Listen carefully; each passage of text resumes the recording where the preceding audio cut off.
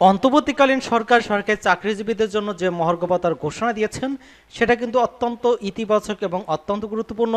এই সম্পর্কে আজকের ভিডিওতে থাকবে। আপনারা দেখতে পাচ্ছেন নবম পে স্কেল এবং মহার্ঘ ভাতা দ্রুততম সময়ের মধ্যে সমাধানের আশ্বাস দেওয়া হয়েছে এবং অপরদিকে আমরা দেখতে পেয়েছিলাম যে মহার্ঘ ভাতা নয়, শিক্ষকদের জন্য কিছু একটা করার চিন্তা করছে। এখানে এই সম্পর্কে আলোচনায় থাকবে। তো চলুন মূল আলোচনায়।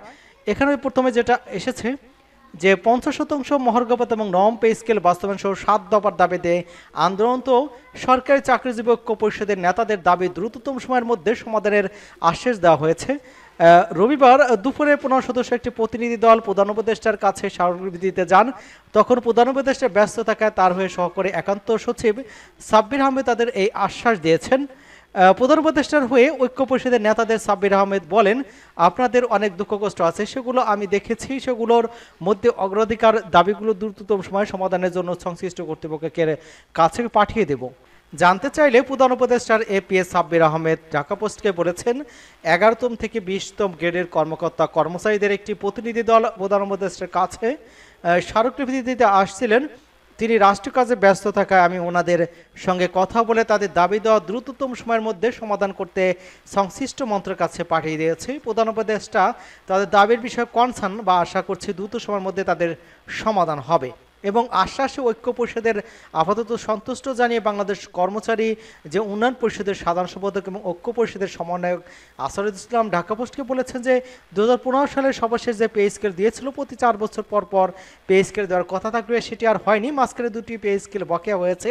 অন্যদিকে দ্রব্যমূল্য চরম ঊর্ধ্বগতির কারণে কর্মচারীদের জীবনযাপন করতে কিন্তু অনেকের কষ্ট হচ্ছে, অনেকে ঋণগ্রস্ত হয়ে গেছে। সব বিষয়ে প্রধান উপদেষ্টার কাছে গিয়েছিলাম, তিনি তার সাথে দেখা করতে পারেনি। অবশেষে কিন্তু এপিএস সাব্বির আহমেদ তিনি তাদের বিষয়ে কনসার্ন আছেন বা তাদের বিষয়ে দ্রুত সময় সমাধানের আশ্বাস দিয়েছেন।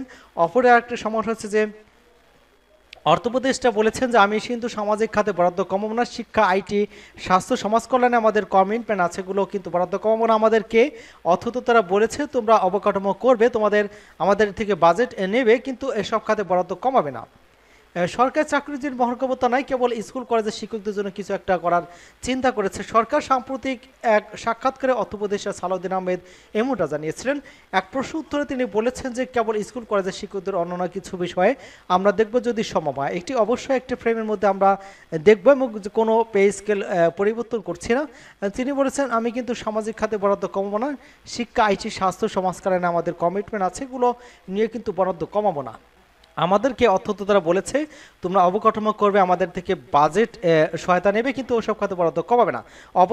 অর্থবর্ষের কাছে জানতে চাওয়া হয় আপনারা প্রতিশ্রুতি দিয়েছেন আপনারা করবেন, এতে কি যে অতিরিক্ত ব্যয় হবে এটা কিভাবে সামাল দেবেন? এটা তো দীর্ঘকালীন একটি ব্যয় তৈরি হবে। সবাই সালাউদ্দিন আহমেদ বলেছেন রাজনৈতিক সরকার থাকতে ওটা করেনি, আমরা এখন যেটা দিতে যাচ্ছি সেটা একান্তই মহার্ঘ ভাতা নয়, সেটা অন্য কিছু। জবাবে সালাউদ্দিন আহমেদ বলেছে রাজনৈতিক সরকার থাকতে ওরা এটা করে নেয়, এখন আমরা যেটা দিচ্ছি একেবারে কম নয়। এসব লোক একেবারে বঞ্চিত হয়েছে। পে কমিশন করে সামনে পেয়ে বাড়াবে, এসব আমরা কিন্তু হাত দিচ্ছি না। এটা আমাদের কাজও না। রাজনৈতিক সরকার আসবে, তারা পে কমিশন করবে। এর আগে কিন্তু 2015 খ্রিস্টাব্দে পে কমিশন হয়েছে। তবে কি সরকার কর্মকর্তা কর্মচারীদের বেতন বাড়ানো নিয়ে কিছু হচ্ছে না? এমন প্রশ্নের জবাবে কিন্তু সালাউদ্দিন মাথা নিয়ে না সুযোগ উত্তর দিয়েছিলেন।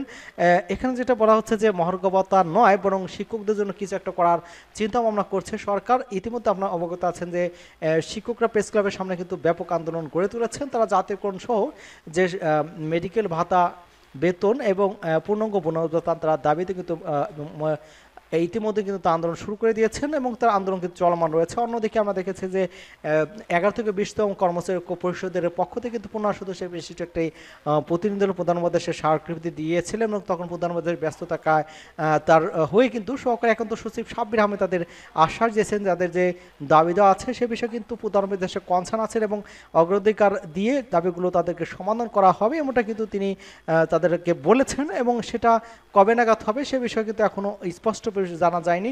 তবে প্রজ্ঞাপন না হওয়া পর্যন্ত কিন্তু সেটা বোঝা যাচ্ছে না এবং ইতিমধ্যে কিন্তু কর্মচারী ঐক্য পরিষদের পক্ষ থেকে 1 মার্চের ভিতর যদি কোনো সুরাহা না হয় সেক্ষেত্রে কিন্তু 1 মার্চ থেকে কঠোর কর্মসূচি তার কর্মবিরতিতে যাবেন তারা কিন্তু ঘোষণা দিয়ে রাখছেন। সেক্ষেত্রে 1 মার্চের ভিতরে যদি ফলপ্রসূ আলোচনা বা সমাধান না আসে তারা সেখানে নেমে পড়বেন বলে এমনটা কিন্তু আমরা অবলোকন করতে পারছি।